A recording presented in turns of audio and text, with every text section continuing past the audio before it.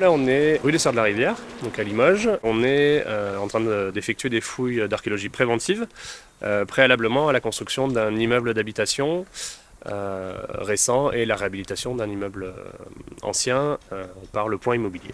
On a commencé donc en début de semaine, donc voilà, par les premiers décapages mécaniques, et là on va enchaîner avec toute l'équipe pendant 2 mois la fouille de cette petite emprise globalement, mais avec quand même pas mal de vestiges conservés. Donc on est là pour 2 mois pour faire effectuer cette fouille-là avant que les travaux commencent.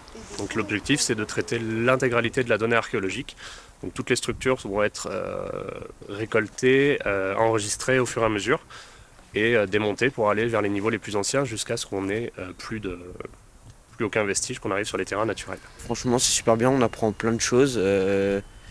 J'avais une certaine vision de l'archéologie, mais ça l'a changé un peu. Pas en mal, mais ça a changé la vision des choses. Ça m'était pas venu à l'esprit, mais des problèmes, par exemple, de dos quand on est tout le temps courbé.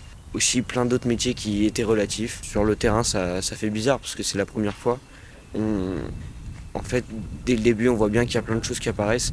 Moi, je croyais qu'il fallait vraiment aller fouiller, mais non, ça apparaît dès le premier coup de pelle et c'est super intéressant de tout pouvoir voir dès le début. C'est important surtout de montrer quelle est la réalité du métier et de casser un peu les clichés qu'on peut avoir sur le métier d'archéologue qui fouille avec son pinceau et qui déterre des beaux objets. Aujourd'hui, on est sur un jour après pluie, donc c'est bien boueux. Ils se rendent compte aussi un peu des contraintes, tout ce que ça a impliqué aussi comme métier annexe, et qu'il n'y avait pas que la partie terrain. C'est un ensemble de métiers qui font qu'on arrive à comprendre les vestiges. On voit pas la vidéo.